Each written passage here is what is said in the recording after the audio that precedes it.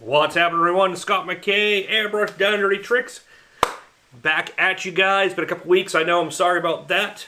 And just had a lot going on. So, to get back into the swing of things, it's me running solo tonight. It's just going to be me. Kaylee is under the weather today.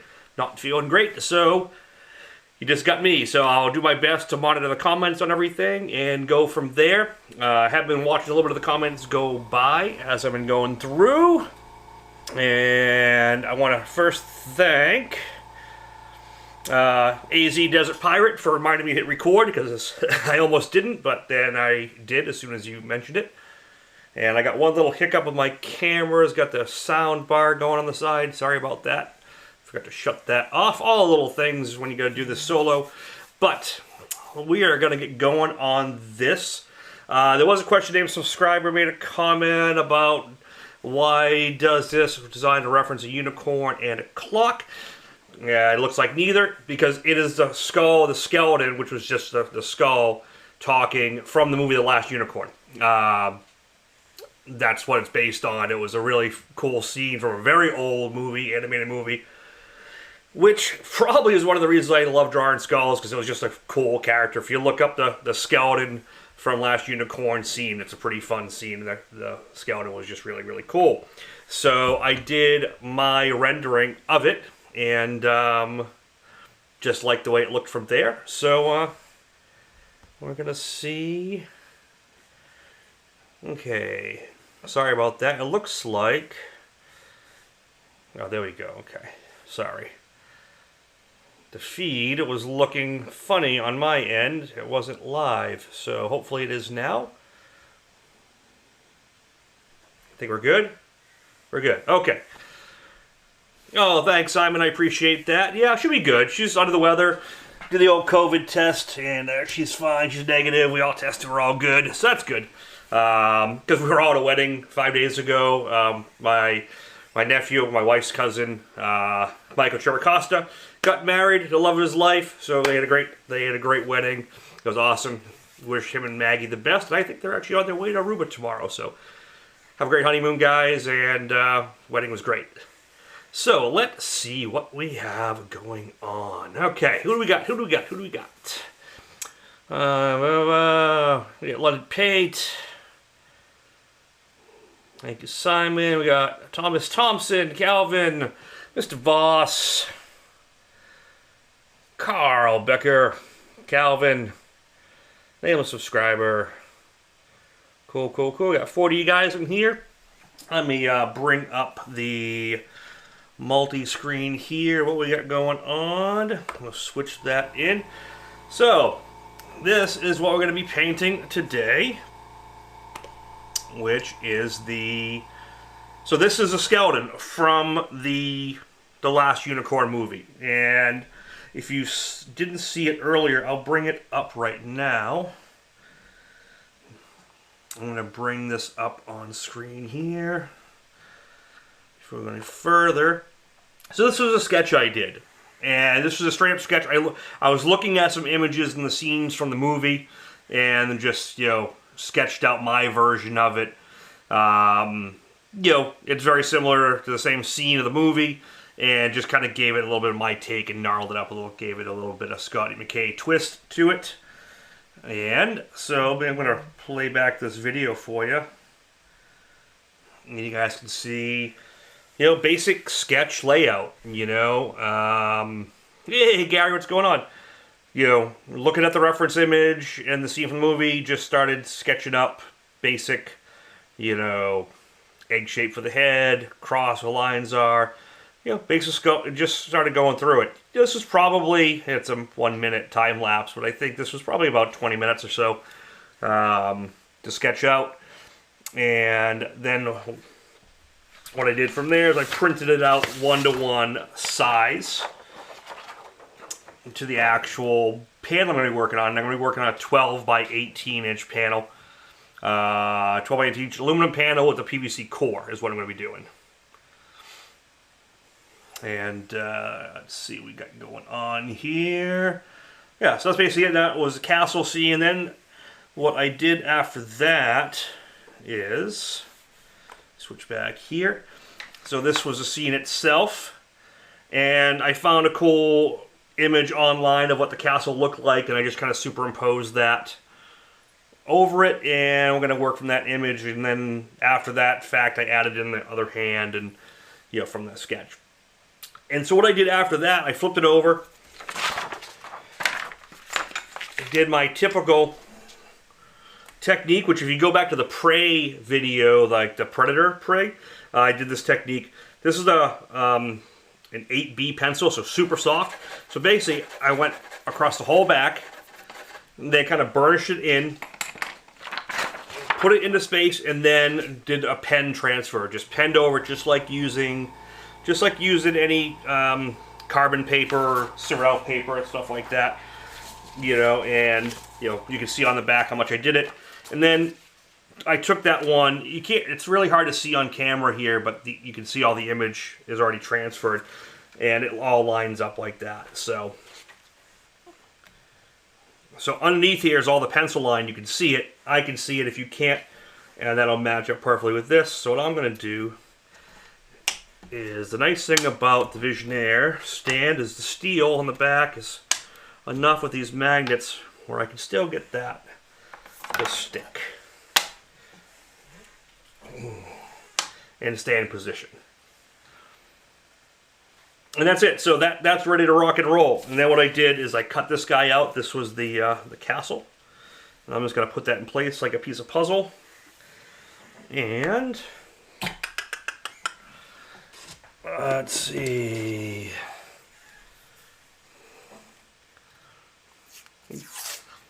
Oh, yeah, Kaylee is not with us this evening. She is under the weather, but she's all right.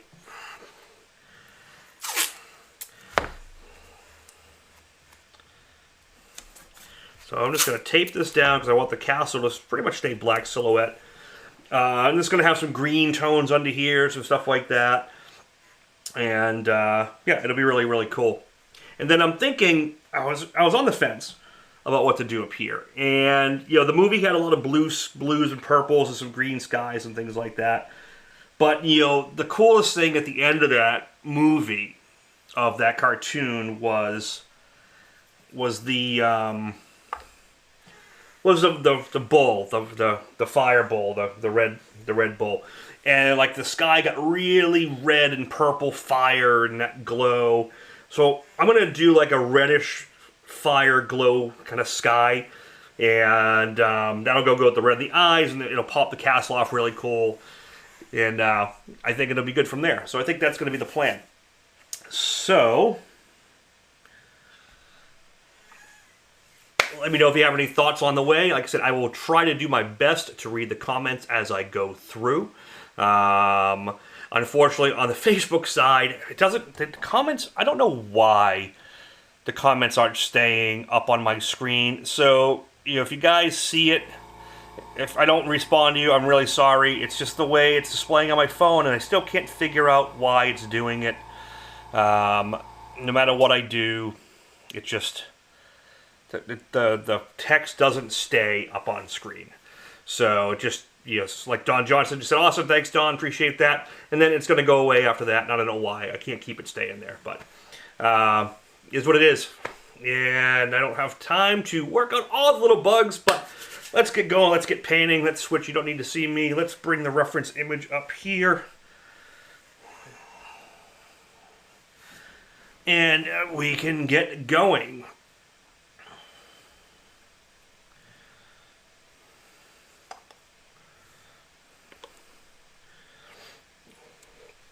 So I mixed up quite a few different colors tonight. Let's see if I can kind of break down a few of the colors I did. You know, I use illustration white, Createx illustration white, illustration black, and I mixed that black with a little moss green because I want the skeleton bone to have a little bit of green cast to it. I mixed up opaque orange, illustration opaque orange, illustration opaque red, a little bit of red violet, and then a medium gray. So I got quite a bit of colors here, and let's just see how this goes. So to start, I'm gonna do the background. And then we'll take the background. Like I said, I want to try to get a really awesome, like, red glow here. So I think what I'm going to do is we're going to get a little white down first so the color can come off it.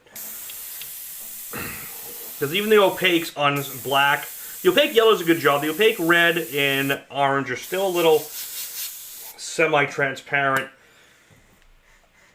If I use the Wicked opaques, they cover a little bit better than the illustration opaques. But I have so many airbrushes I can load up in a few hours. So what I'm going to do is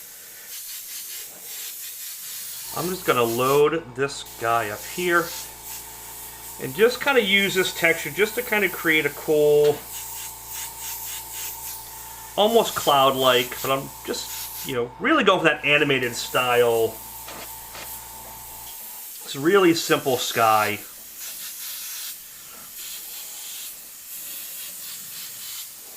think I'm going to have a lot more purple behind the castle than anything else.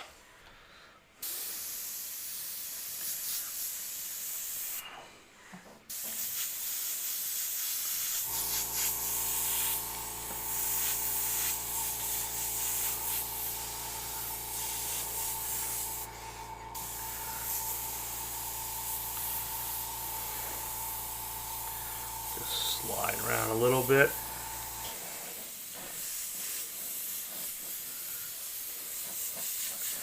I am definitely going to be fighting humidity tonight. We have gotten so much darn rain today.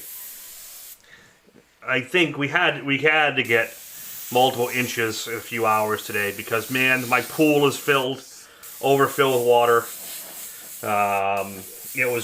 It came down like crazy today. Alright, so I got that white down. And where the white is, I want to put this kind of orange color first. Just a little bit. I'm going to mostly be red.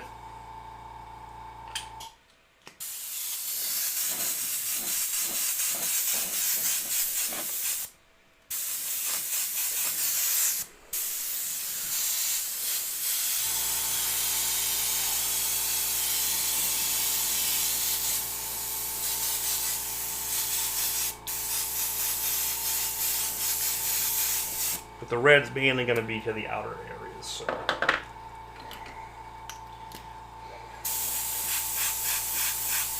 There we go.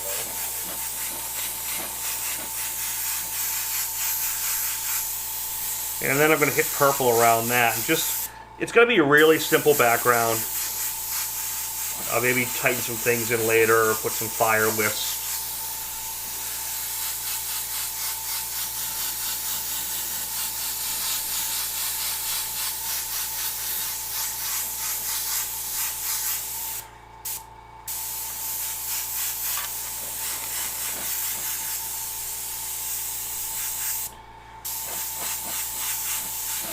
I'm not sure if anyone's in town. Oh, honey, are you at Createx? So I was just going to say, Createx is having their class this weekend with Simon and Chris and everyone down there. So I'm going to see if I can try to make it down for a quick visit, because it's not that far. Just see what happens.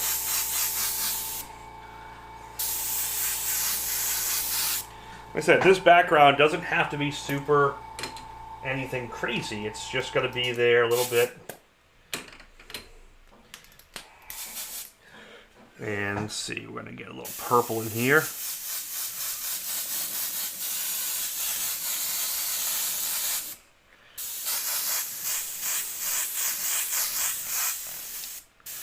So this is just going to kind of set up the skeleton.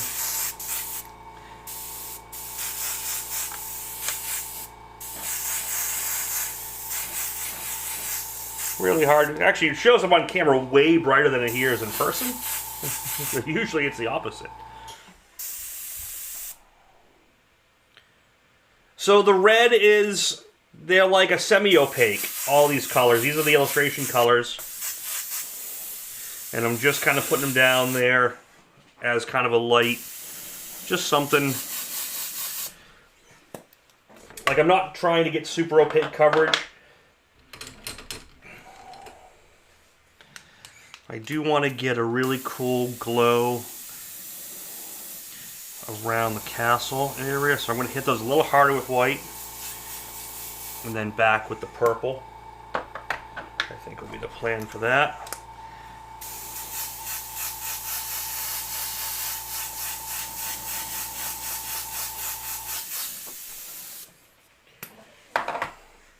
Well, let's just kind of see what we got here.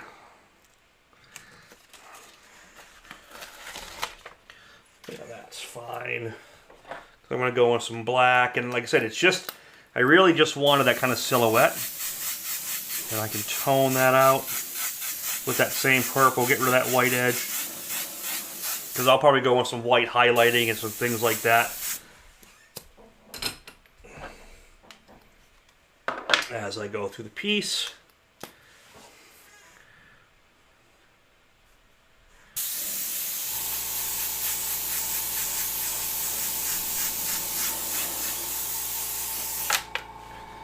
Cool. Alright, so now this just kind of protects the guy here, alright? For the most part, I'm going to do most of him freehand, you know?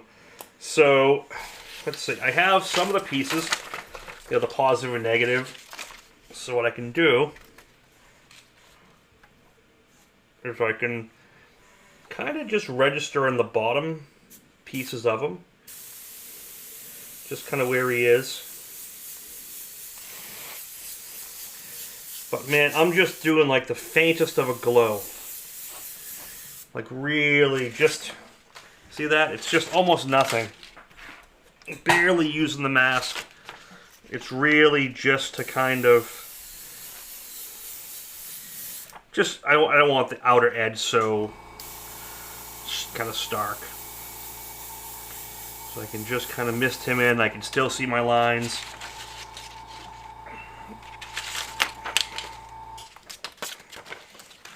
And right here. This is the benefit of working with paper, is it's really quick. Like I said, I could have done with plotting, could have made a big plot file out of it without that much time. But I'm not going to paint this a bunch of times. We're going to paint it once.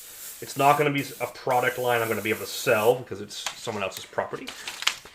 So it's just a matter of, this is the path of least resistance by doing the paper. And so I used white there, but I also mixed up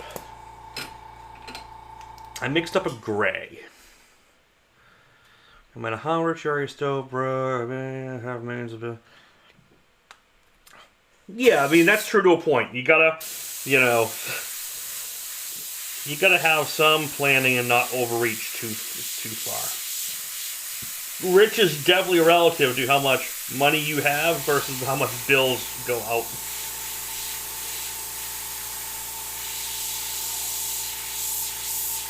So what now? I'm using, I forget which gray I used, but it's I think it's a gray number 4 out of the illustration set, just a medium gray.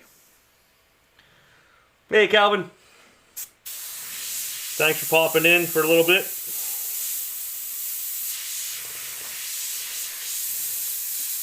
Like I said, I always used to go in with like a bright white first, and then carved black, and then go back and forth, black and white, black and white, black and white. And, you know, I always fought the tone I wanted to get out of that. And then working with other artists, and I think it was Mr. Leahy when we were working together, teaching some classes at Bear and stuff, and talking about it. Yeah, I think it was Vince Goody. Working midtones first, like, don't start with a bright white or a bright black. Always start with something kind of in the middle. It allows you much more freedom.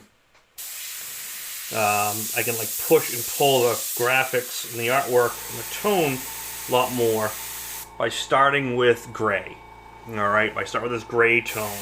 and kind of mapping out the light. And what this is also doing is getting rid of all my pencil lines that I had marked, and I'm building some tone.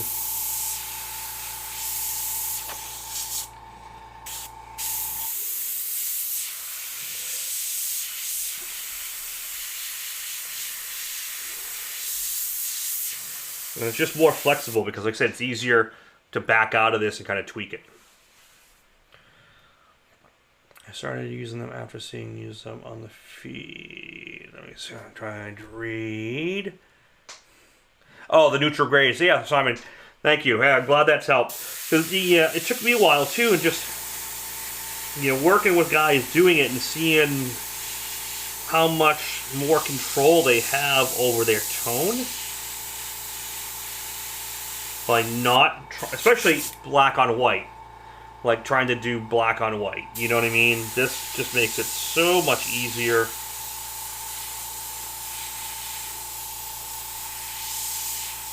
And like even if you're on a white panel, trying to use straight black and control the tone, it goes either really muddy fast,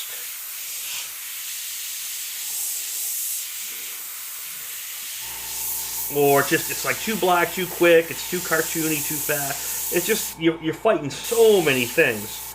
So by doing this, it's almost like doing a light sketch. And you can kind of make some mistakes along the way. Because like down here, when I get to this part, he's leaning, if you don't know the character, he's sitting on the top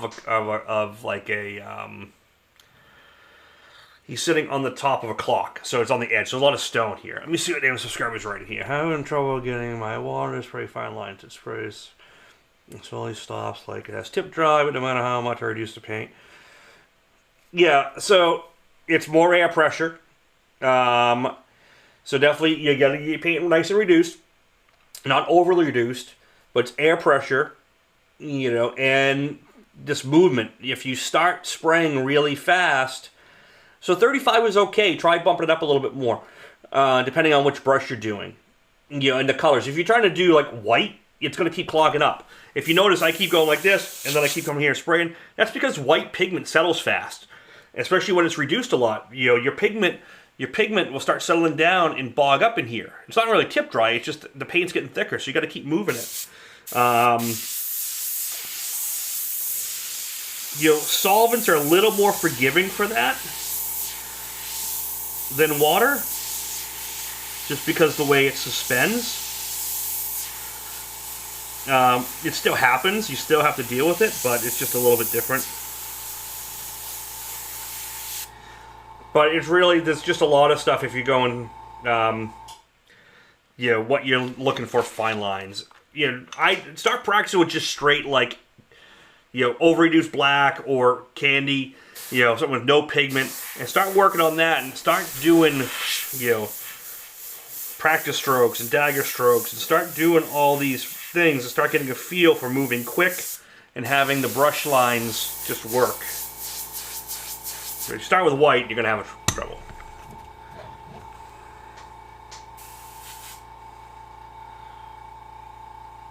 What is that? Scott, 55 people in your house? I don't know what that means.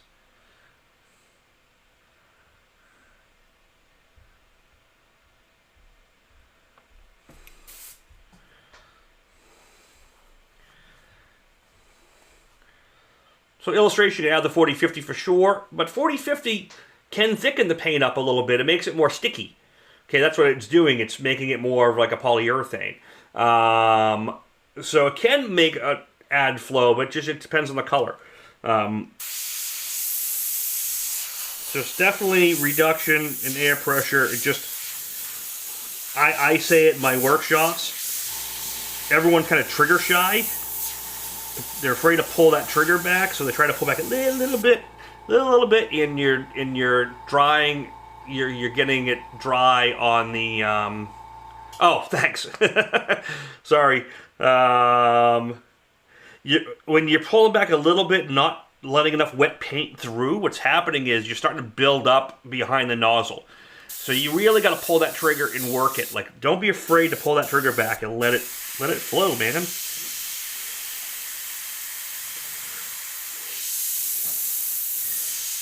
Like, I'm fighting with this one a little bit right now because I barely, so rushed, like everything these days. This brush wasn't super clean. So I'm just using this to map out. Very loose, sketch-like. Mr. Mendez, how are you, sir? Thank you for coming in, checking it out. Trigger shy is a big issue, man. I've been saying it for years, and I watch it. If you're shy about pulling that trigger and you keep half pulling, half pulling, half pulling, half pulling, half pulling, and barely letting paint out, you're causing tip dry because you're releasing just enough paint to coat the needle, but not enough to throw it off. And by doing that, you're not keeping the needle wet and flowing. Definitely,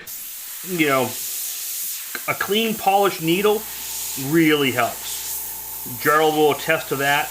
Like, having the paint strained very well, having the needle super clean and polished, and straight, obviously, is a huge, huge benefit to performance. Like, I'm so bad about cleanup on these because I'm going from one to the next half the time, and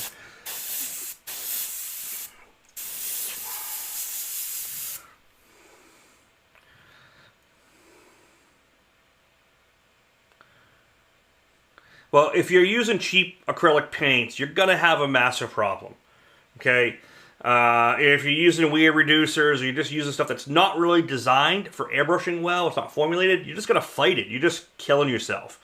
I got into it, not into it, but there was a discussion a couple weeks ago about homemade reducers and all this crap, and and those same people, end up fighting it down the road because if the paint isn't reduced right, it's just not flowing right.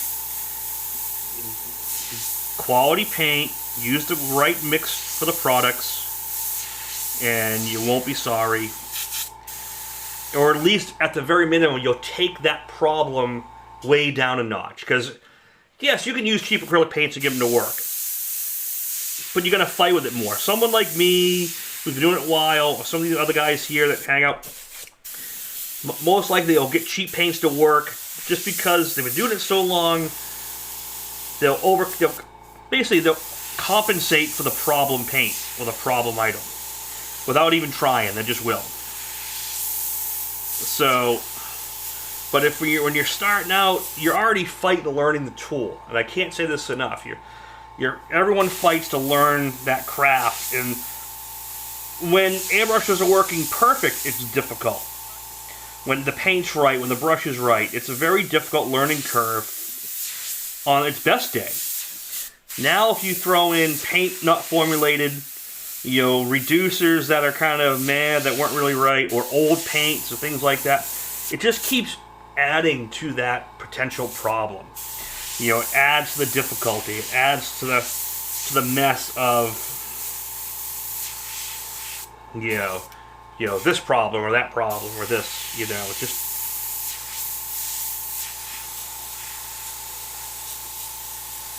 And you don't have to buy a million colors. Buy a couple colors, man. Buy black, white, gray. Black and white, maybe a blue, a red, a couple simple colors. And just work on control. Don't worry about having a million images and things like that. If you're working with Wicked, now Wicked is a t-shirt paint.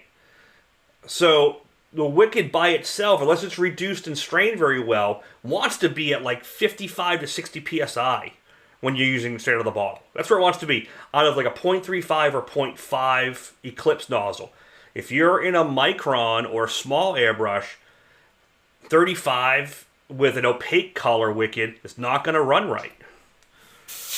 It's like trying to drink a thick McDonald's milkshake through a coffee stirrer. Okay, so it changes the consistency of everything. But so Wicked, just reduce it more with proper reducer. and maybe turn that pressure up, and don't be using guys, I love microns, and even I've talked with Iwata about this, and they agree. When you're starting out, you don't need the micron to start out. Eclipses work great. They work awesome. Micron's an amazing gun. But unless you're really doing micro detail out of the gate, they're not a great gun to learn on.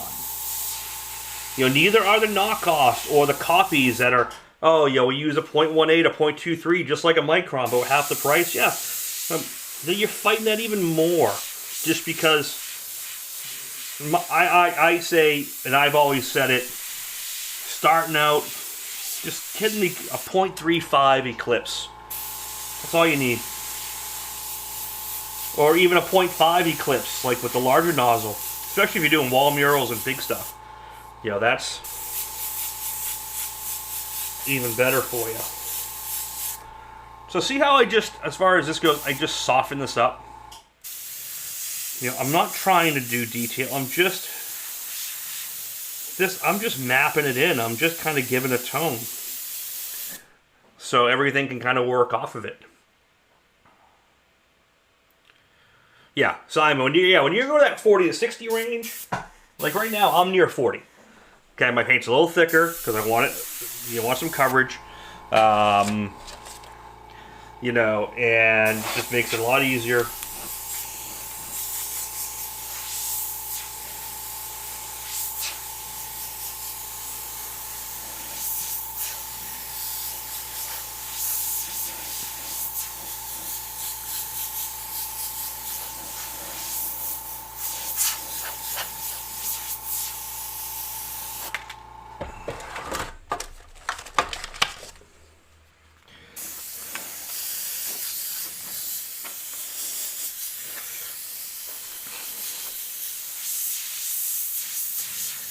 I'm keeping this kind of where he's laying on the edge of the clock really simple, because even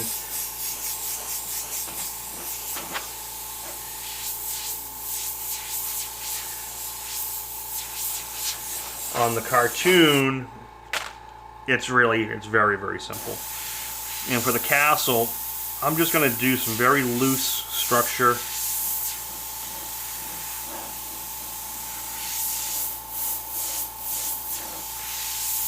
Some tower structure, but it's barely going to be seen. And there's like a gate here and like a walkway. But it's really just keeping it loose.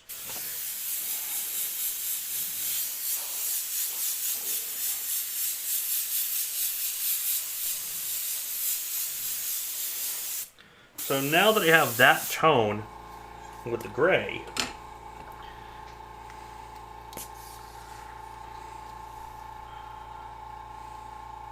exactly, there's no dumb questions.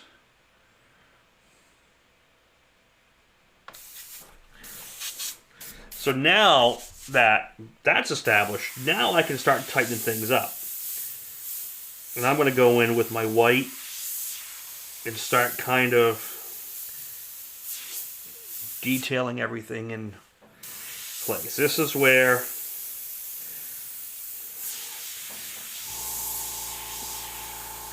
freehand control is good. If you notice, I keep my wrists really loose, and I'm a two-handed painter. I'm typically painting with two hands, and I talk about this in class quite a bit. I really need to do some basic intro videos. I gotta do a series of them, so you guys can just watch them with some small 5-minute clips. And maybe I'll make that some member content.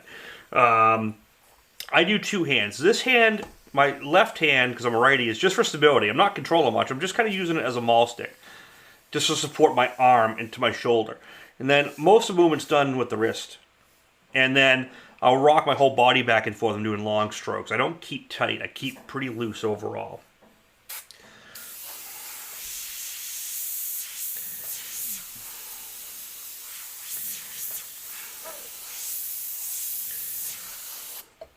But at this stage, this is where I can start putting in, I can take a little bit of texture, a little bit of freehand, I can start adding some little things in. Again, I'm still keeping it really loose and tonal. I'm not trying to do lines. I'm not trying to overly...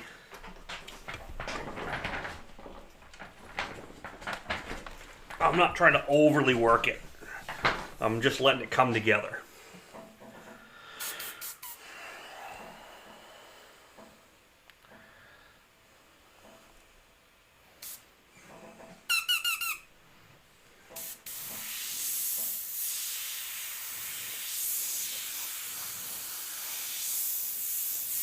I'm saying at the beginning, yes, I've been away for 3 weeks since the last feed, but I had a bunch of bike projects that came up. That Trans Am, I was still doing some tightening up on that project, which is not as easy as it looks, even with all the masking, because when you're doing metallic gold on a perfectly black car, every little mistake, if you get a little overspray, you know, tape bleed, all has to be gone through. Things, it was just a lot. And then I worked on this really cool project for my brother-in-law's company. They unveiled a new machine that digitally shapes metal, and I painted one of the first pieces to ever come off of it for the show. Now is a huge deadline. I had 3 days to go from bare metal, some rougher bare metal, to a finished piece for a show in 3 days. And then, oh, thanks, man. And then, yeah, the Trans Am was great. I'll get some good pics once it's, like, really together. I got some good ones of it now, but it's still being worked. And then last week I was doing that orange bagger, and we're getting ready for we went to my nephew's wedding. There's just a lot going on. And Kaylee's got a pretty vicious schedule this year with being a junior in high school, and volleyball schedule, sports, schooling, honors, all that stuff. So just, you know, a lot of running around. I'm trying to get to every week, but I think next month it'll slow down a little bit. Yeah, if you look up digital metal forming from a company called Desktop Metal, they got some videos on it. Really freaking cool. Like, it did a Mustang hood, like a 3rd scale size Mustang hood out of bare steel, out of a plate steel. Thick steel too, in 20 minutes.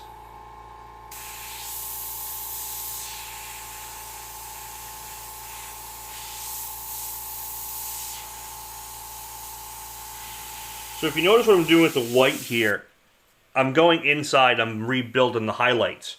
So I'm kind of working from the mid-tone to build the form, and then I'm bringing the highlights out, almost the brightest areas of them, but not like super like pin light stuff, just tone, and that's kind of redefining the rest. I'm doing some line work, and this is going to set up for the black. But this is where you can do all sorts of kind of good texture and grit and some little things, and, you know, just work the piece out from there.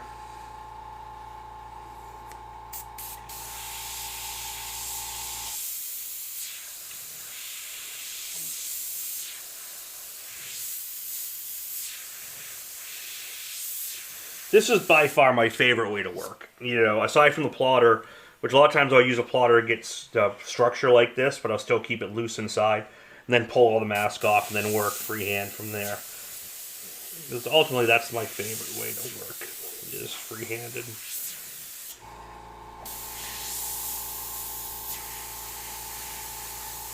You know, if you saw that bagger I did last week, the one with the kind of cyber graphic and the oranges and stuff, you know, that's just a mission of technical work. You know, it's just a lot of planning, taping, and being really clean and meticulous. They're a little mind-numbing to do. Yes, they're creative, but I could work hours like this versus much easier than working all that time on that.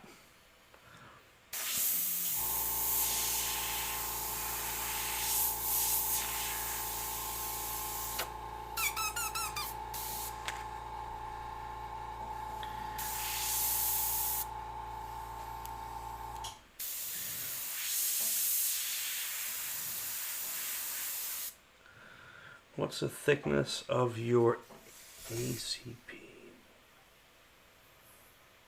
So this is 1/8 inch, and I'm using some pretty strong earth magnets. My Dewey Dave magnets won't go through it, but these will. These are just like kind of the super magnets you get at Home Depot. There's some stronger ones you can get that'll do an even better job. I really need to get some of those. But yeah, it's just enough to go through. I mean, it's not going to hold it super strong, but it'll hold it in place loosely enough to work from. So yeah, this is, I mean, it might depend on what it's made of. This is like a black PVC core 1/8 inch. There's aluminum on both sides.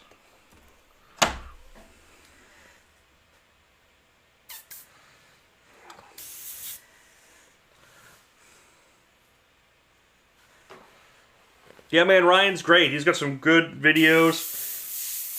Mostly doing tattooing these days. He did a lot of videos back in the day. He's got some modern ones. Yep, really good talent. Amazing tattoo artist.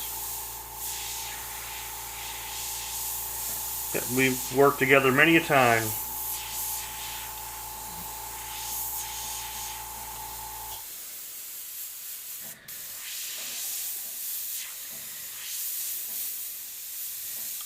When he first came out, he's probably one of the best young painters when he came out and just really stepped up doing some amazing work.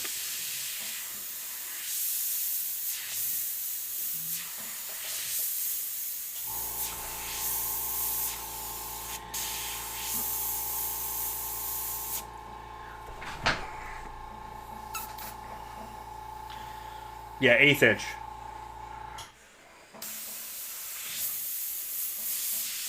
Not 3 M&Ms. I don't know what you're talking about. We don't measure with M&Ms here.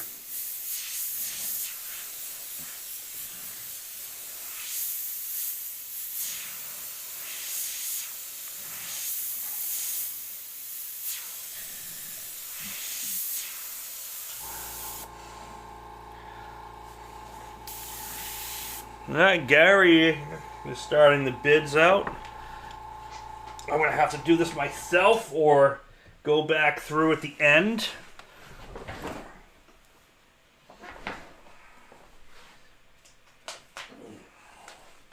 I got a little post-it note up here.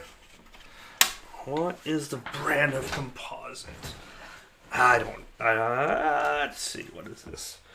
This is Combond, so this is same as Durabond. I'm pretty sure it's the same.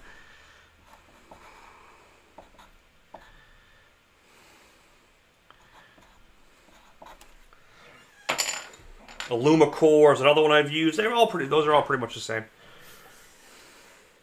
Thanks, Simon.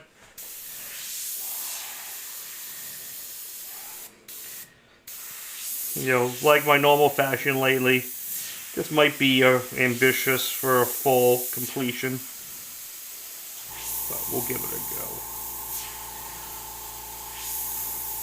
I know this won't go to a second feed. This will get to a point where it's just about complete, and whoever's the high bid will get it, and I can show it to them as I go through finishing it, if that's the case.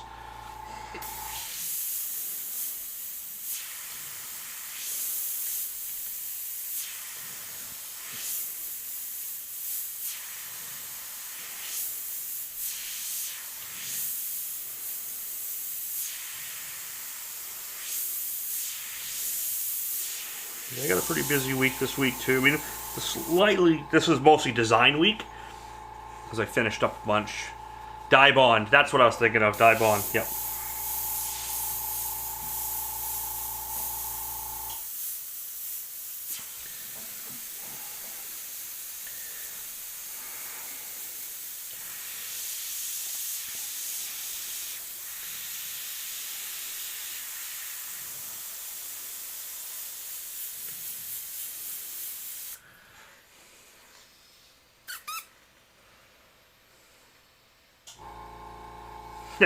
No, you can use metric here. I wish I could do the conversions better in my head, because once it's so much easier to scale things up on metric system than imperial. everything scale by 10. It's pretty easy to divide and just figure things out. I got better at it since I got a 3D printer, since most of the software in programming is done in millimeters.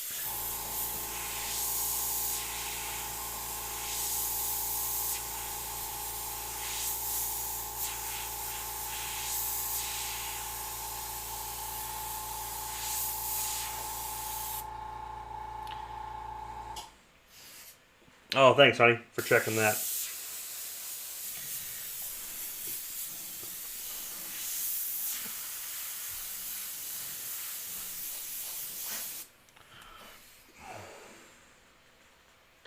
I have to go and convert.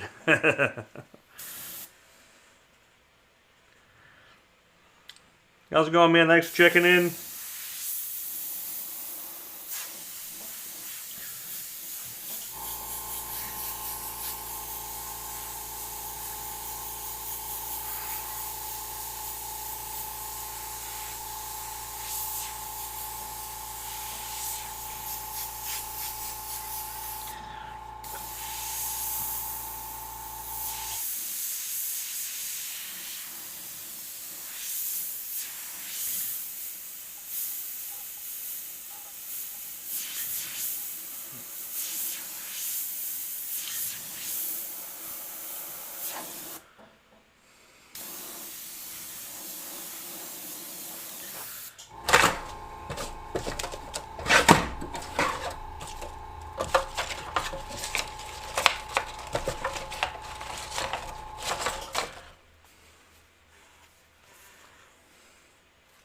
Hey, Warlock, how you doing?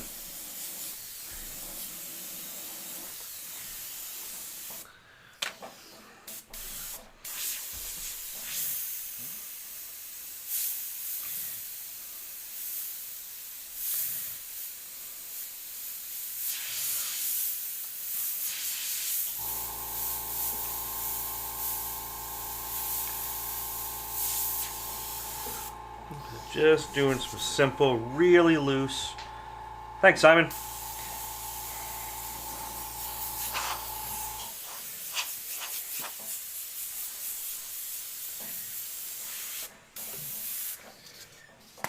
Alright, so we'll get those before we get too far. Get that red glow in the eye.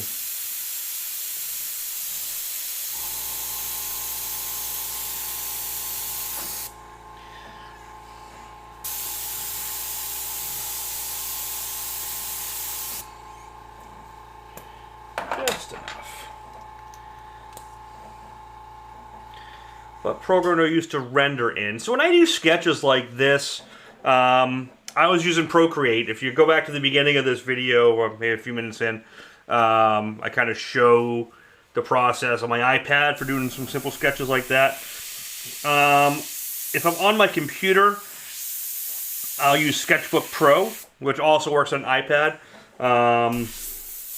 That's for my simple stuff, and then anything more dramatic from there that needs a lot more. Then I'll go into Photoshop. I'll use Photoshop for that, and then go from Illustrator from that. As Gerald says, is always.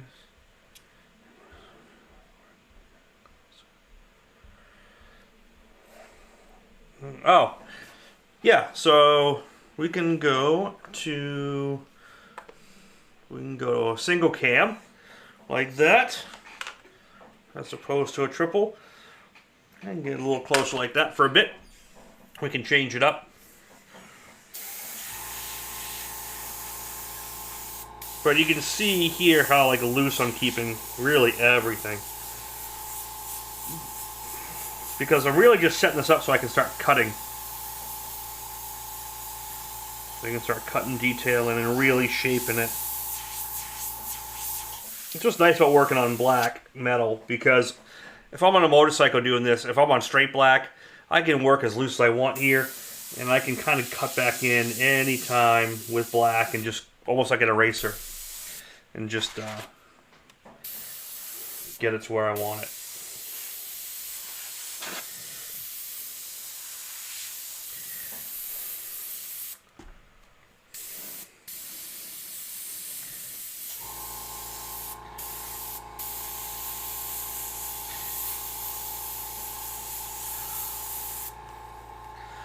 Just keeping it really loose and painterly right now, and we'll start tightening it up at the end. Loose to tight.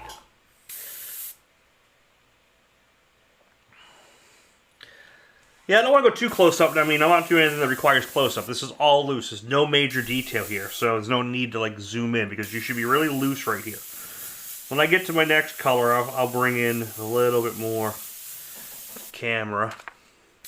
And we'll tighten up on them.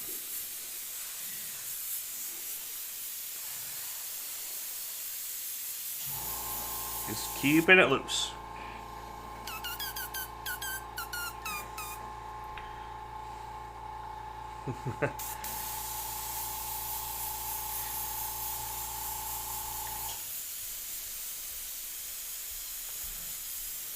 Cool.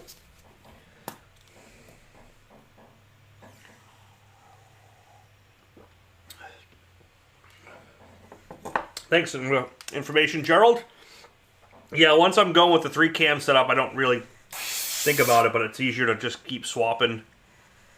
Because I can go from here, and then I can come into this one, which is kind of a angle shot, bigger.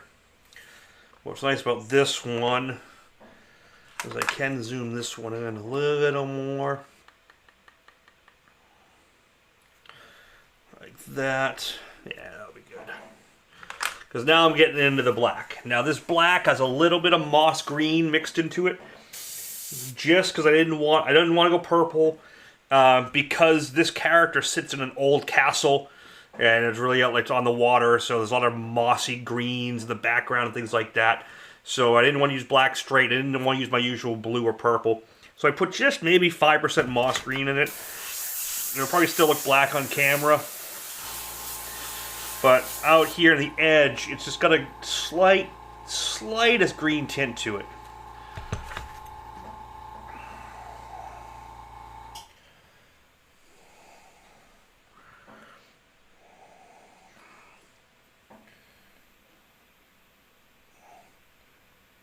Okay. So let's just start doing some detail now. Details! This is where it's fun, man. I work loose. Now I can start going in. And this is where I usually go in with my Micron. Or, you know, whatever brush is going to be my finest. So for this one, I'm using the older Micron SB, which is, they work the same as the Takumi. Just a little bit longer of a barrel.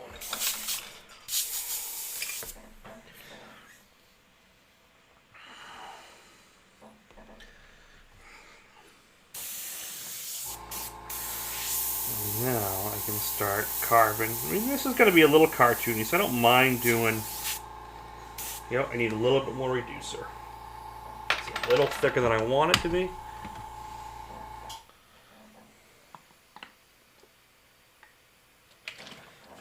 Thanks, Carl. Look, you know, I was very lucky how I started out. You know, starting out with...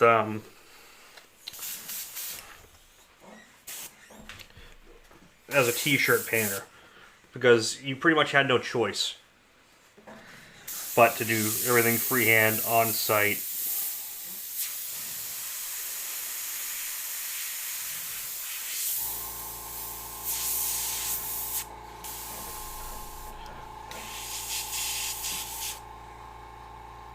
Let's do a little off on this color.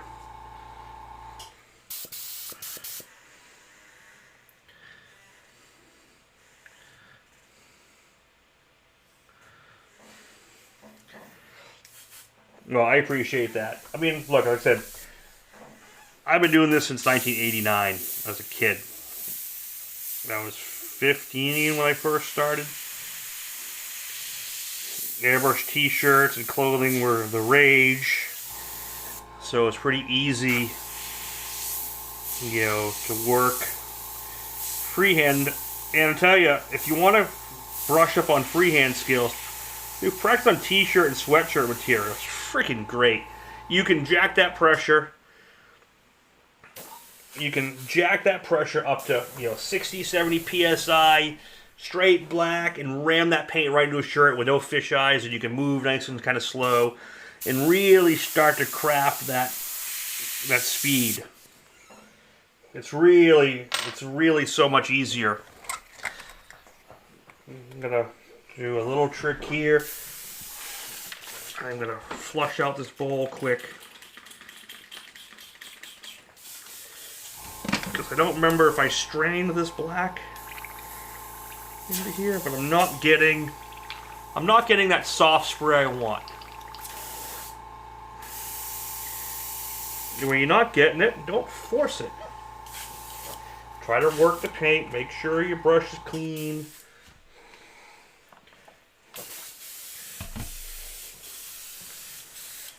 And then I'm gonna run through one of my paint strainers here.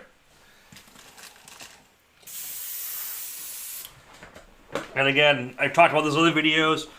All my paint strainer is a couple tobacco filters and an end cap. And that's it. Super easy.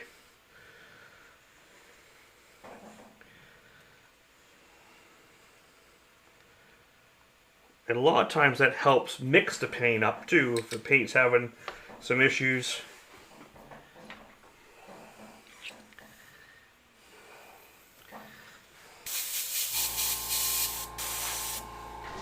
So now let's see. So a little bit of straining, a little bit of rework. Now am I getting that soft? I'm still getting a little skip. Still getting a little skip. See, it happens to me too. Just make sure everything's tight. Everything's working.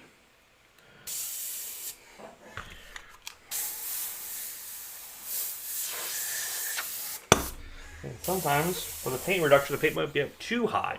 Sometimes too high can also create a skip. There we go, there we go, look at that. So I actually turned the pressure down because the paint was so reduced that a high PSI will actually, push the paint too fast. It's almost like turning a high pressure hose on. If you put too much air to it, the stream will skip instead of being steady.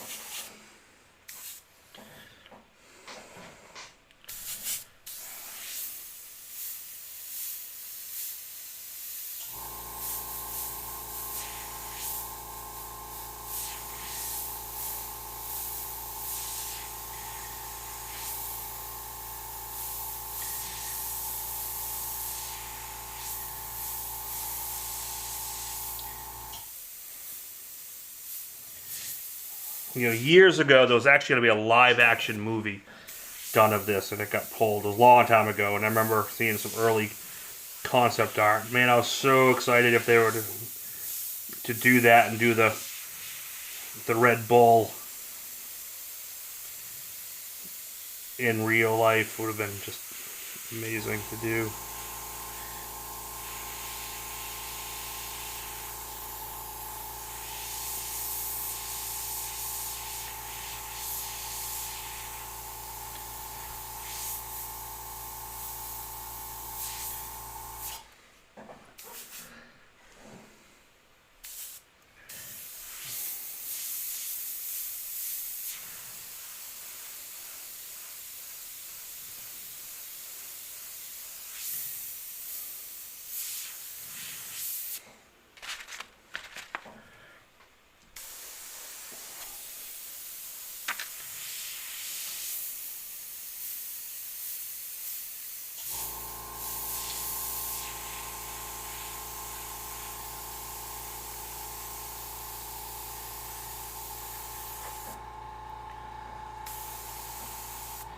At this point too, if I want, I just really haven't, I can start cutting this guy up and start using pieces for shading, but I just want to freehand this guy, just kind of get him,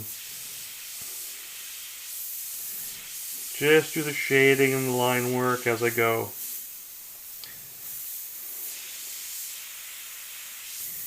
Completely old school.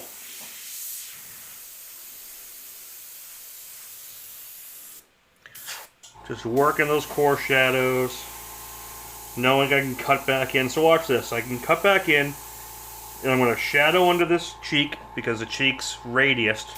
So just like any cylindrical shading, I'm going to put a crack in his cheek.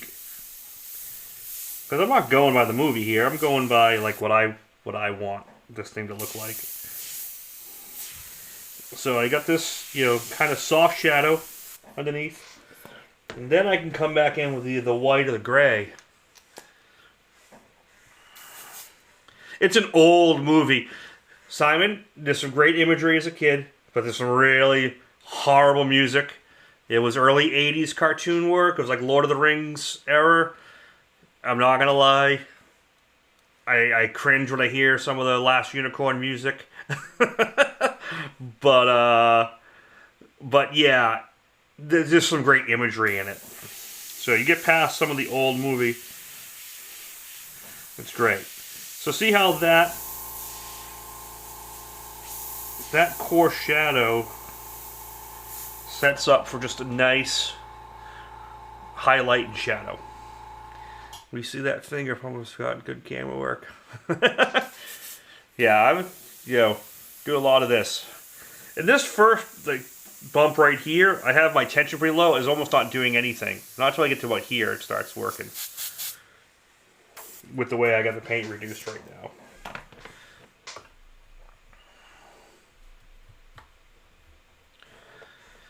Micro cleanser. I didn't pull the dog out of the tray.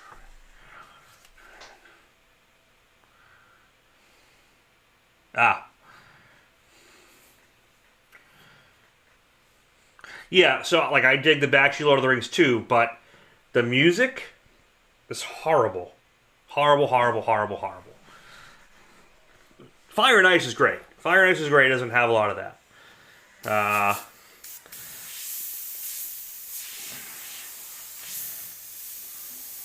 Fire and Ice, another one that would be amazing if they could redo it live.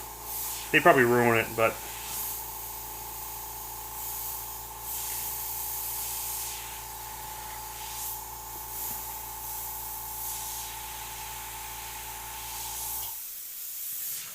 Yeah, you know what I'm going to do? Just to make a little bit of stencil work. Let's do this here. Bring this guy up. I'm just going to cut out some basics here. Let's cut out the separation of the skull, the skeleton.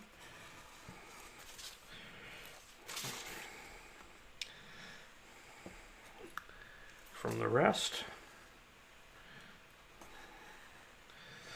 And get an easier delineation.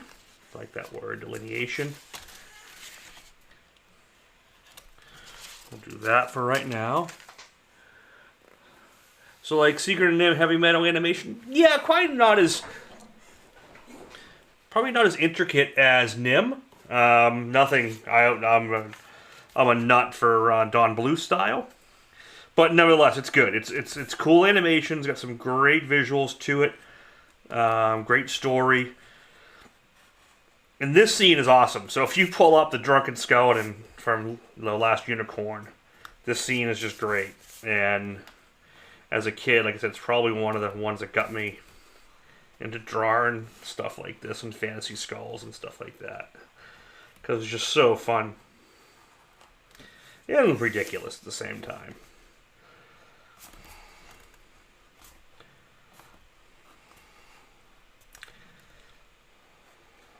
And you'll probably recognize some of the voices. Depending on your age. I'm not even sure what year it came out. If it was late 70s or if it was like 81, 82. I was young, man, when it came out. But it had cool harpies. It had a bitchin' cat, the red bull, the fireball. Just had a bunch of really cool visuals to it. So, yeah. Just some regular.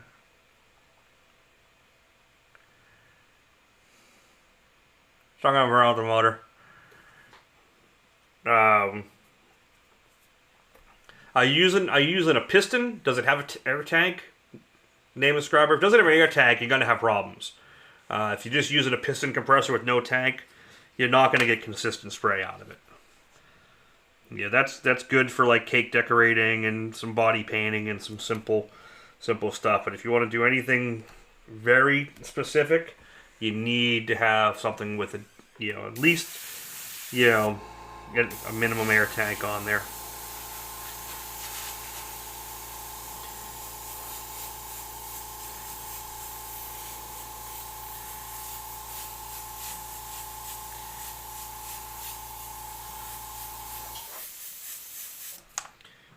That little bit of shading helped a little.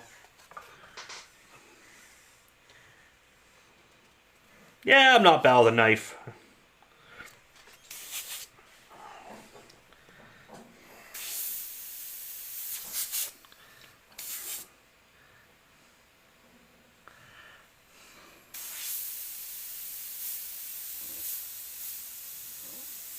Yeah, just like I said, if you're using a piston pump, you're gonna fight it.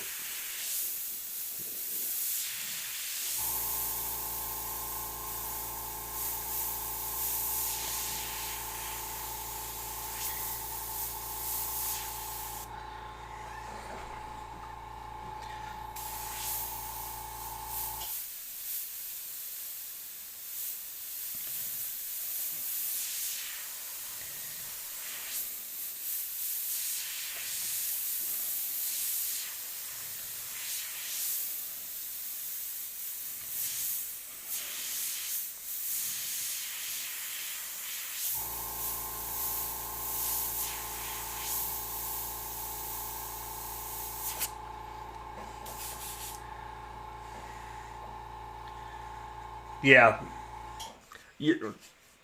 just so you know, you're not getting straight 35 out of that. You might get close to it, but it's still pulsating a little bit. I'll give you one little trick to help you out. Go to the store, get about a 2-foot, 3/8 to an inch diameter hose, and put fittings on each side of it, and put it after your regulator. Okay, you have your regulator, and then put that on there, and go from the compressor, put that on the end, and then put the regulator outside of that.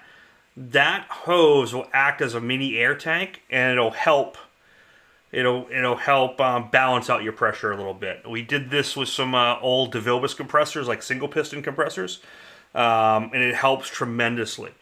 Real cheap fix. Just go get like a 2-3 foot length, very thick airline. Reduce it down to the right fittings, and that's going to create a small air tank for you, and that'll help.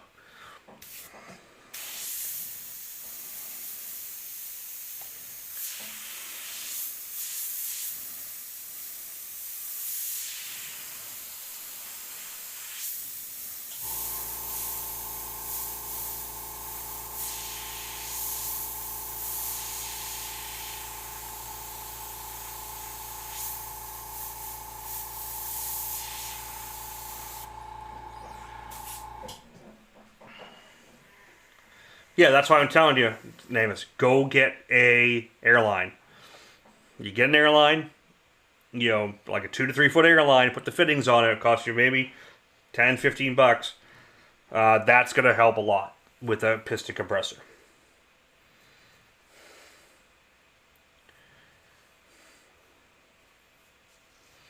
Even if you want something a little bit bigger, if you're going to run some bigger brushes or guns, Harbor Freight or a place like that, you can get their it's similar to the California compressors.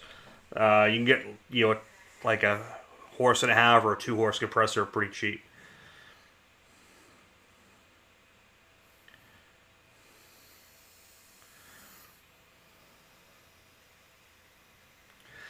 So Mike, if you have a piston compressor that has a pressure shutoff switch, which most of them do, because you have a regulator, it'll shut off when it reaches max. Most of those compressors, it'll turn off when it hits like whatever you set it at. So it has a pressure switch. if the compressor does that, if you run an airline in between that, a large airline, and then you go to a adjuster to your airbrush airline, that large tank, that large hose will act as an air filter. I mean, as an air tank, and it'll take the piston compression out of it. It'll take the pulsation out of it. We did this a lot with small compressors back in the day. It works tremendously well. Because you got to remember the way an airbrush works, and a lot of people mistake this. The air is not pushing paint through the airbrush, so it's not using flow physics or like hydraulic pressure dynamics as people think they are, because the pressure is not behind the paint. The pressure is in front of the air nozzle, and it's creating a vacuum over the nozzle that pulls the paint through and onto the needle. It doesn't push it onto the needle, it pulls it onto the needle. That's where it makes more of a difference in PSI, because if it was like hydraulic, PSI wouldn't matter as much, because once you have positive pressure, it'll push the paint through it. We do that with air systems quite a bit, airless systems, or just pressure systems. But really, the other way, it'll work really well. Yeah, because remember, the air is not pushing the paint like a garden hose, with pressure from behind the nozzle. There is no air pressure behind the paint. The air pressure is actually in front of the nozzle, and it's creating a vacuum. That's why this air cap is so important, because the air is actually coming underneath, through a hole, into this air cap, which is in front of the nozzle, and the fluid nozzle, and it's drawing the paint onto it. So pulsation, and back pressure is really key. Again, it's more like a straw than a garden hose. When you drink from a straw, there's nothing behind it pushing it into your mouth. You're sucking the straw up. So if you have any little needle hole or prick in that straw, it creates a backflow issue or a problem, and it comes off. Harbor Freight compressors. Yeah, the Fortress compressors. Michael, yeah, exactly. They're pretty much on the same par. Probably not made as well as the California compressors, but they're the same system type. They run the same premise. They're not super loud, but they're not super quiet either. But they're nice in between. You can get away with it in most places. They have tanks on them.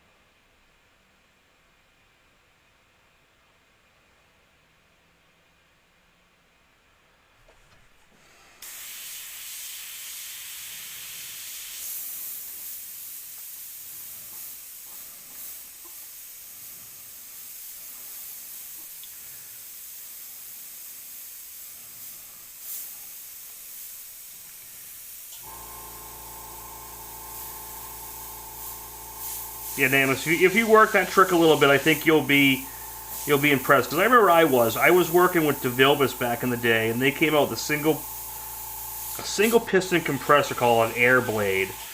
And I'm like, and we were gonna paint live at SEMA, and I was pissed. Like, this thing's not gonna work. They're like, no. If we put this airline in, it'll stop the pulsation. I'm like, yeah, no, it won't work. And sure as shit, it did. It worked really well.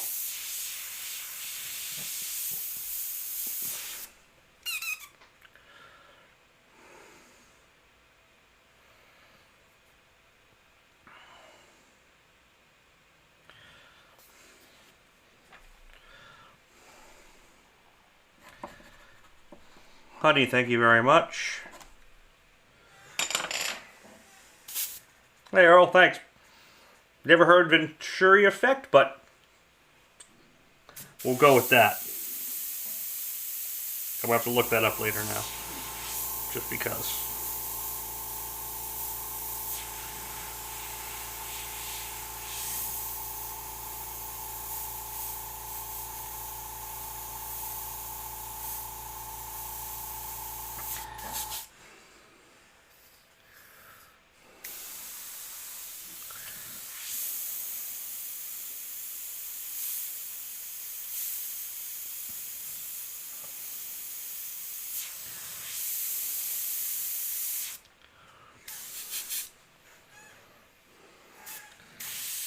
What did you miss? You didn't miss much.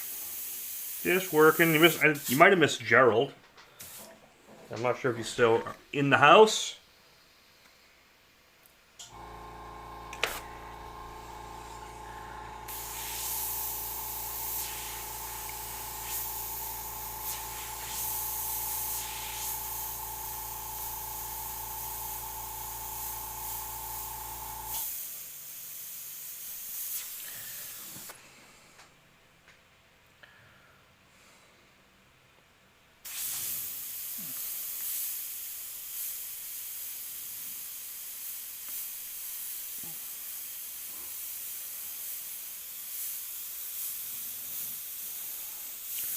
We'll see how far I get on this. Like I said, I'm not going to... It's already 9:17. Definitely not finishing this tonight, but I think...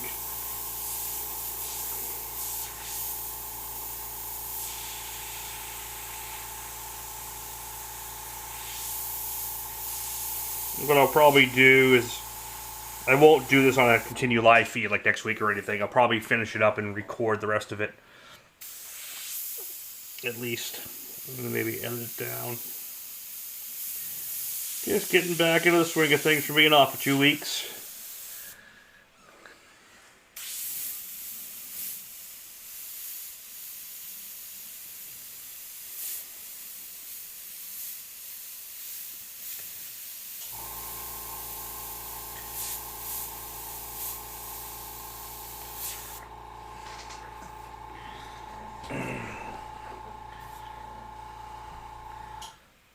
Yeah, the tire can be almost a little too big, because if you get too big, now the compressor has to work too hard to fill it and get back pressure. And as soon as you lose that back pressure, that compressor will just stay running to keep that big tank, open. You just want to have enough to take the edge off so the compressor works efficiently and doesn't generate a tremendous amount of heat. So that's why I say do like a little 2-foot 3/8 airline or something like that. I mean, or like 3/4 inch airline, so it's big, and then reduce it down, and so it's only having to fill like this much, and that'll take the pulsation out, and it won't take the compressor too long to fill it and shut itself off, where you won't get like thermal leak and start getting like really hot air.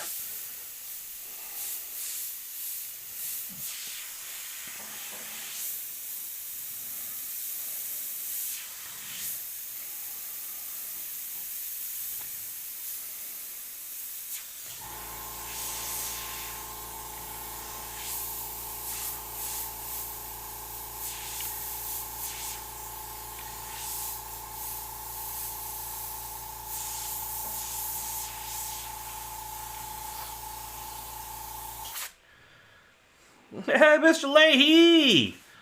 What is going on?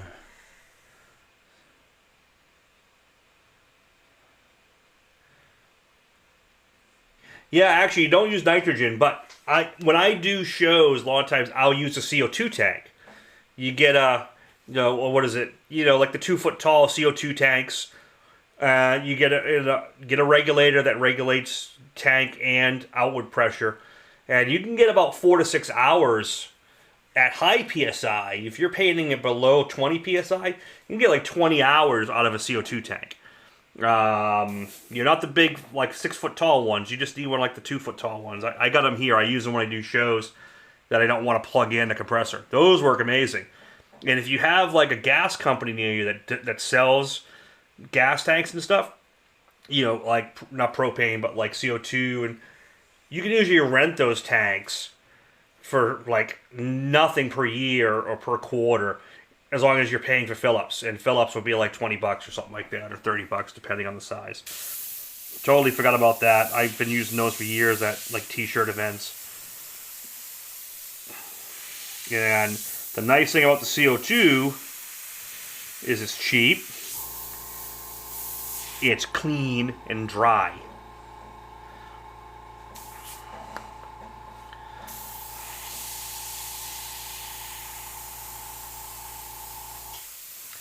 The CO2 tanks are a nice alternative.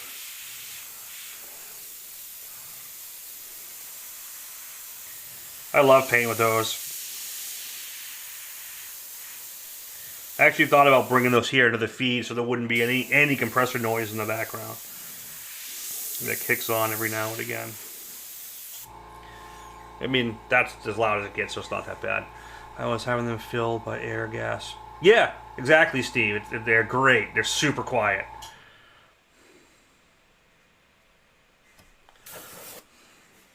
I mean, not even super quiet. They make no noise. There's no moving parts, and they're dry. The only problem with them is if you run too high pressure for too long and it's like humid out, you can like get frost in the lines and your paint will freeze a little bit.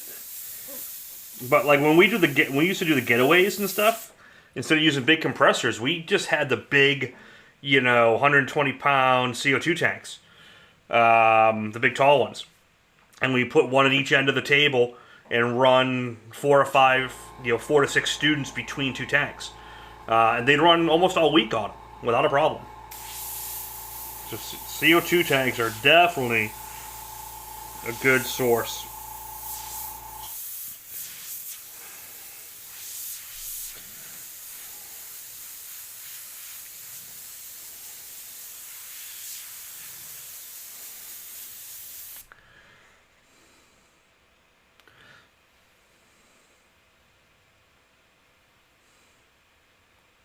Yeah, I could have a kegerator next to workstation. Sure.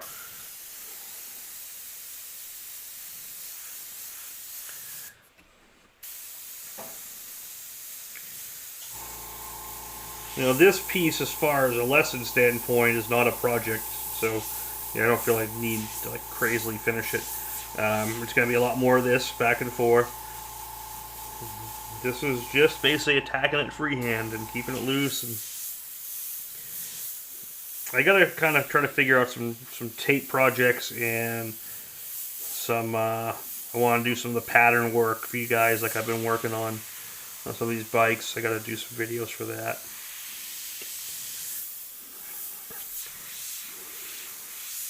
That definitely takes some planning and time during the week. So I might have to talk to see if some of these companies will actually sponsor those videos more so they can be done. It does take up a lot of time.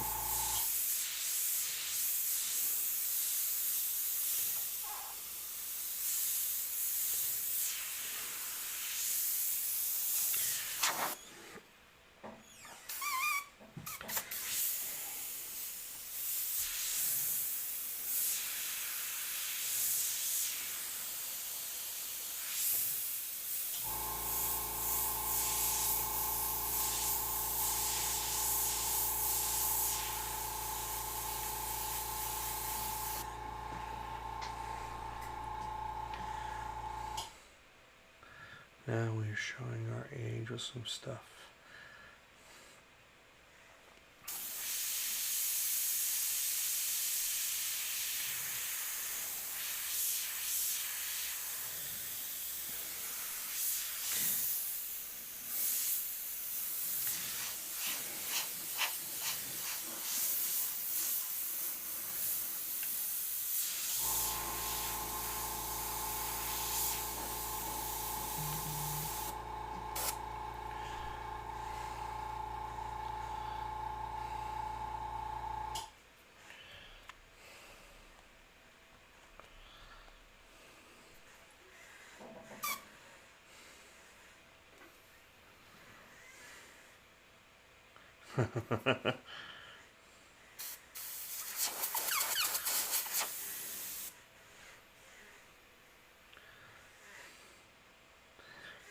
Healing would be fun. Do a little nitrous oxide.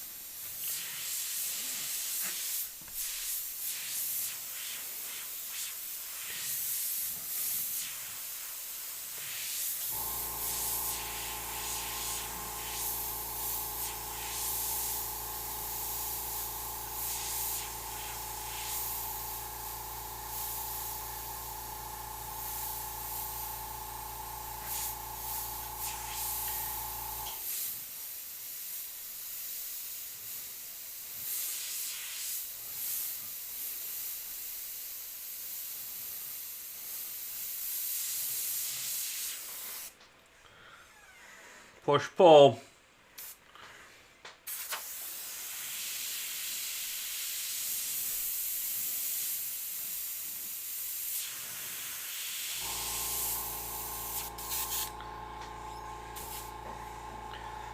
Gray is the new blonde.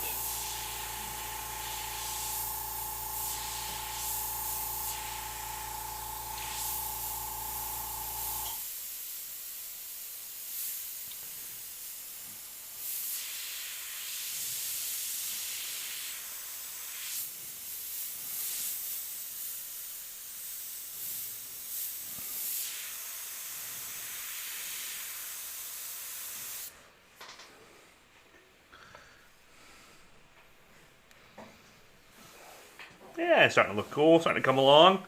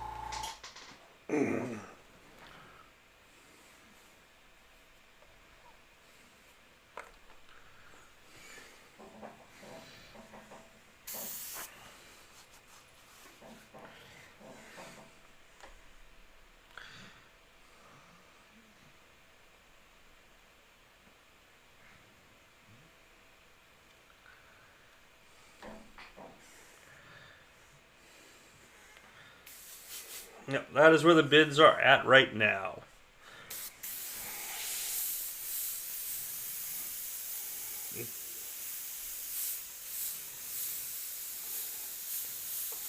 Like I said, I'm not going to do a continuation video on this one unless I just record it for some later use. So whoever's the highest bid will get it. And both these bidders already have panels coming to them. because they've been very patient with my slow ass on getting everything cleared and polished. Everything's been cleared, man, I've been so busy having polished it.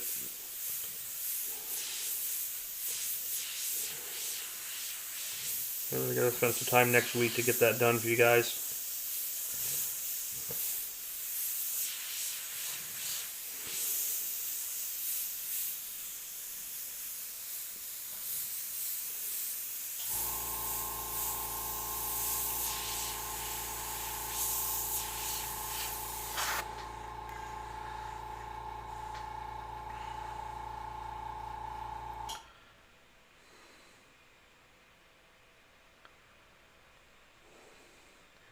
Yeah, but what you got to do is you want to have the hose, you want to have compressor, hose, regulator. Okay? That way, pressure builds behind the regulator. And then you have that regulator with another hose to your airbrush. That's the key.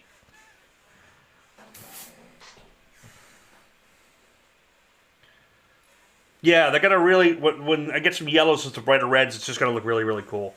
It's going to really pop like crazy.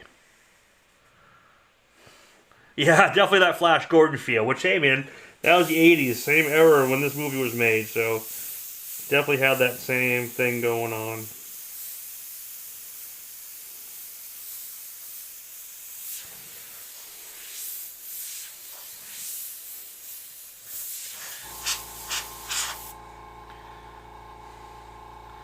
Yeah, I'll probably record the finishing and maybe edit it into something. That way I can just kind of focus and finish versus talking and troubleshooting at the same time.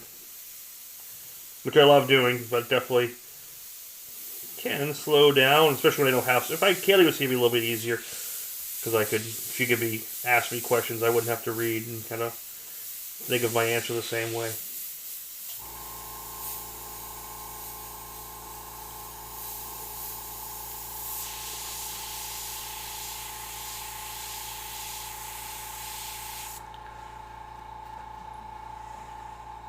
Exactly.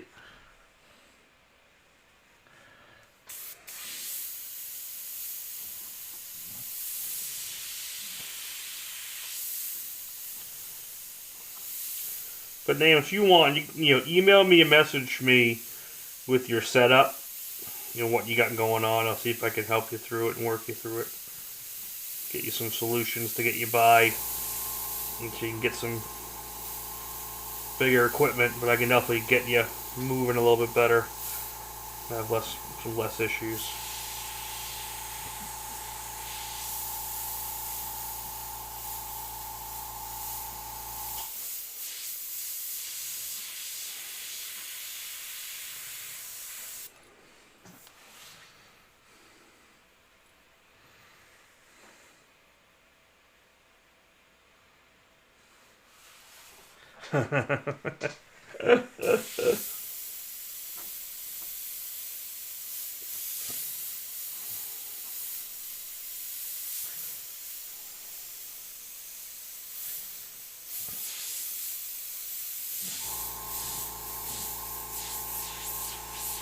I'm sorry, but Ming's daughter was way hotter.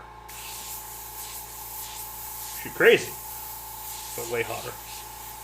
Just saying, putting it out there. Changed my mind.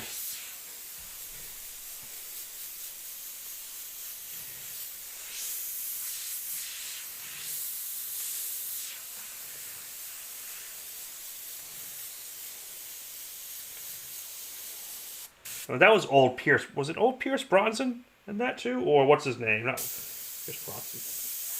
Yeah.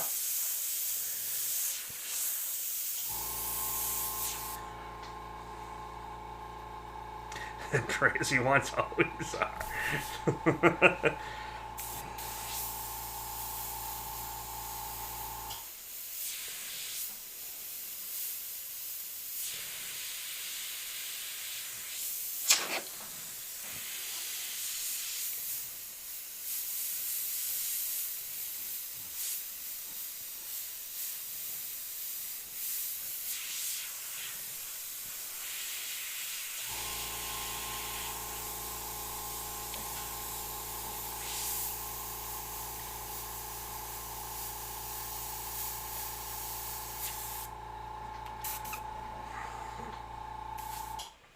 Yep, I'll do what I can, Cody. We'll see what kind of time I have and how much I can put together.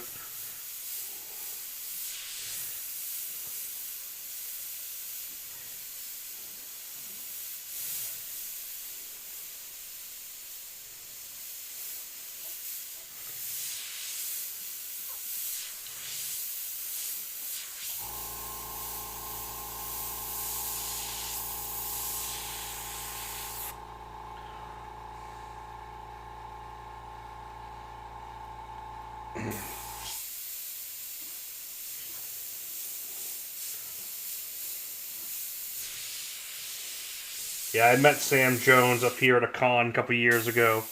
Just, you know, briefly one of those signing lines, and just he's a good guy.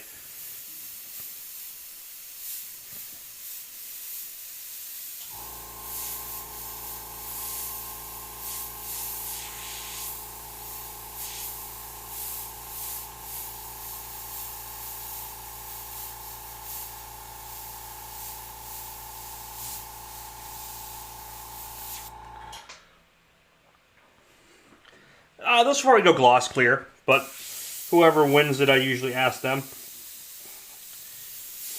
their preference. If it was Gary, Gary always wants gloss.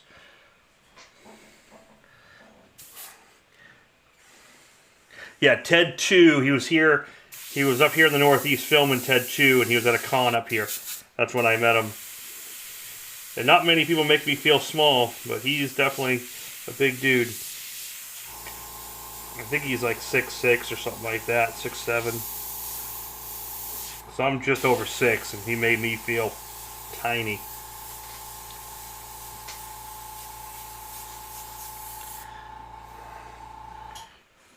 Yeah, this is the majority of them. Everything else from here out is going to be like pick details and highlighting. So I did mix up. Yeah, but sometimes flat, man, I like flat better for a lot of things. Okay, so this is a little bit of like a mossy green color. And I'm just going to wash over some of this here with it. So I wanted to have that, especially down here. I don't know what the clock is, because the top of the clock. I know you can't tell it's a clock, I just know it's a clock from the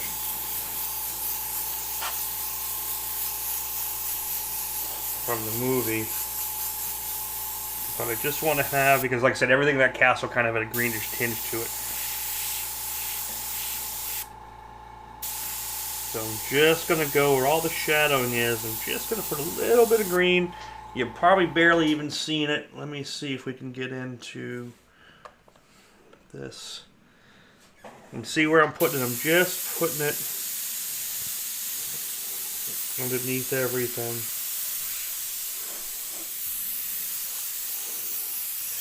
Just so I can start carving back in later.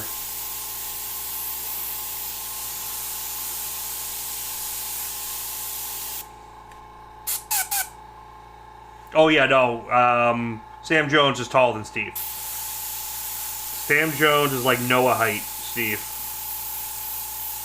Noah standing next to Steve was the first time I saw Steve feel short. That's a feat.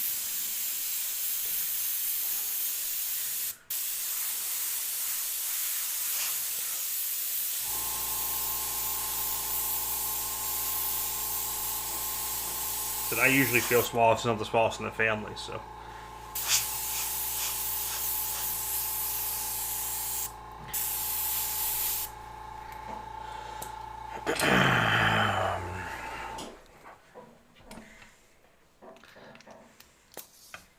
Oh yeah, Cat Lid's huge too. Yeah, he's a big dude.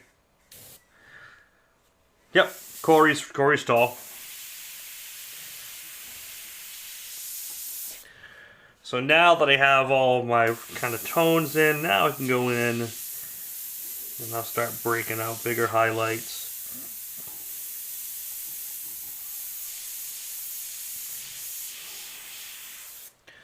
And things like that.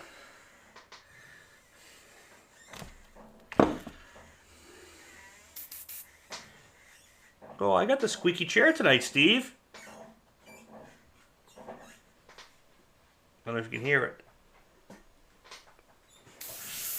Not as squeaky as their old squeaky chair, but...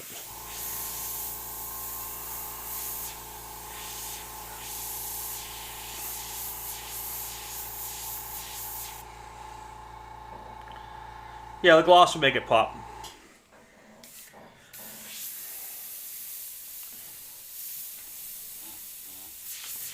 So I am going to be cutting this video a little bit shorter soon. It's 20 of. I'm definitely not going to finish this tonight, but it's there. So we're at a highest bid of 200 right now. I think we're going to leave it right around there unless someone wants to jump in. And I'm just going to plug away for a little bit, and we're going to cut this off because I want to go check on Kaylee, see how she's doing. And then I will off camera tighten this thing up. And next week we'll be back with a new video and make some plans maybe for a follow along. See what I can work up.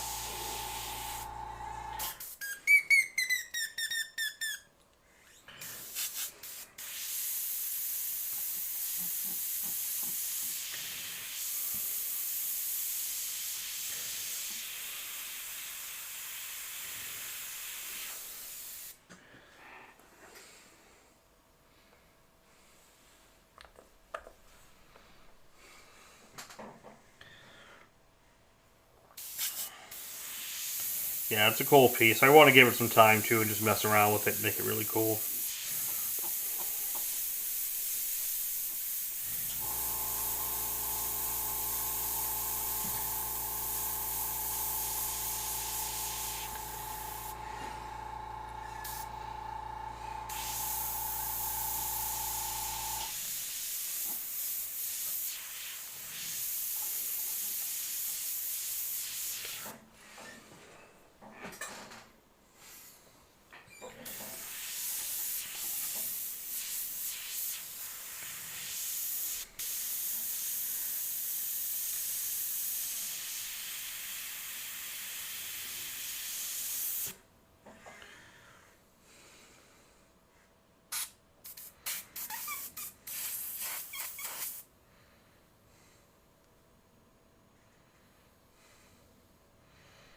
Have a go, Mike.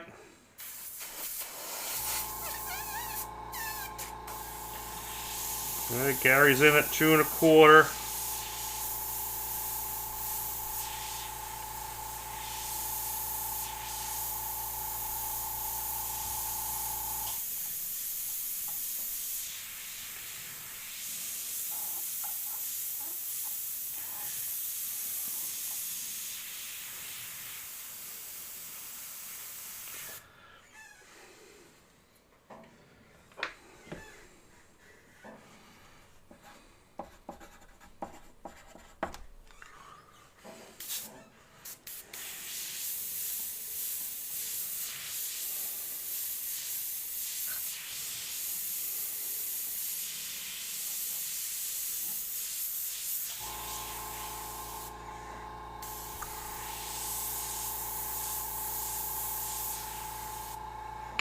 We'll give Honey a chance to respond, and if she is out, then Gary will be the high on this one. But no new bidders at this point.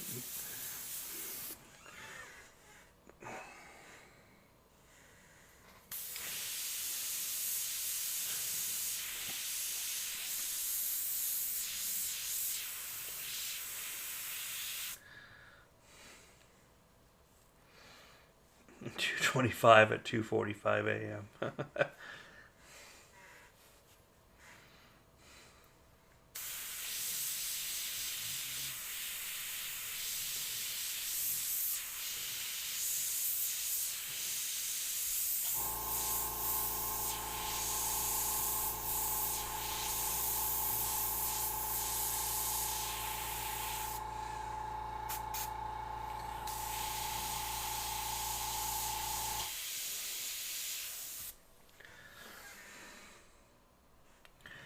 Thank you, Simon, for checking it out and sticking around with us late. Also going to thank Simon for all the work on the Airbrush Live TV Guide channel. I can't remember the name of it, slipping the full name is slipping my mind right now, but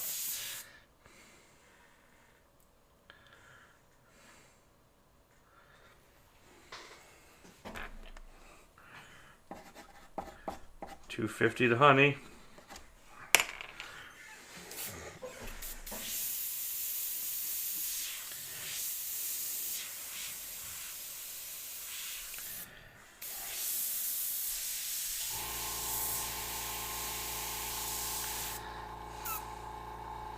And there you go. Honey, this is yours. I will definitely finish more of it off camera. I wish I could guarantee I'd be finished to be able to bring it down. But I don't think that's going to happen. But I know you're down at Createx. If that does happen, I'll give it a shot. I don't think I wouldn't be able to clear it in time.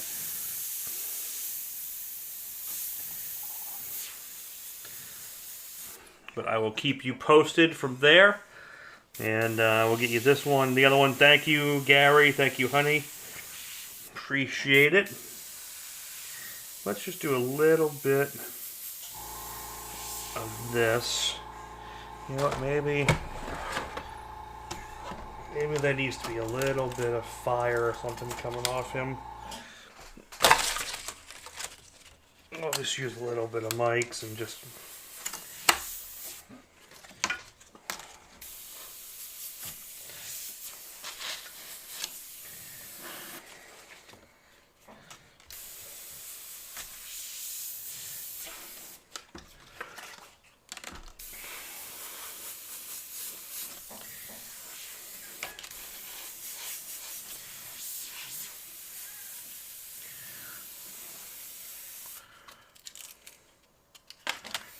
Oh yeah, still mine too.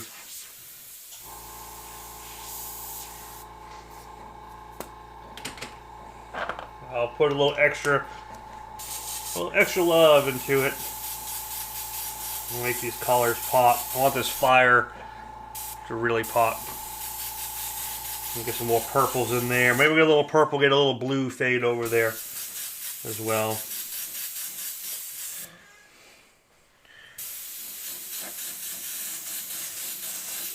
You remember the fire in that. It was all red, a little bit of purple, very little orange in it. And that's what they did for the fire on it. It was just epically awesome. So I want this red to like be just yeah. See that how that red just slams in there like that?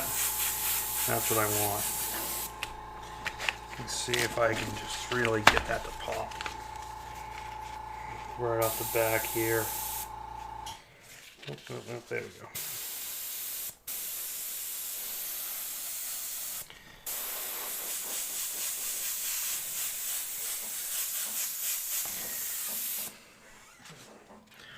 Just really get that to pop.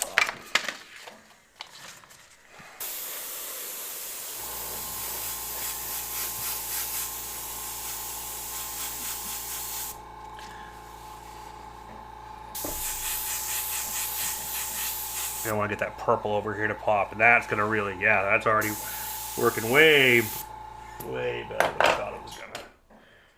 Cool.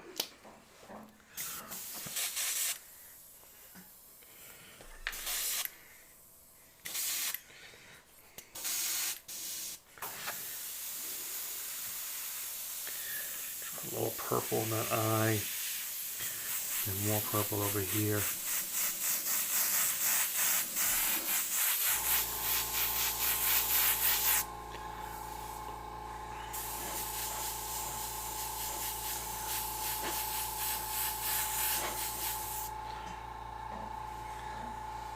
Very, very cool.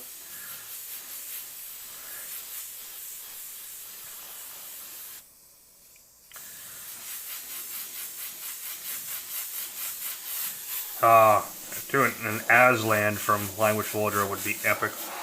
That'd be a fun one. We wanted to do a lion piece.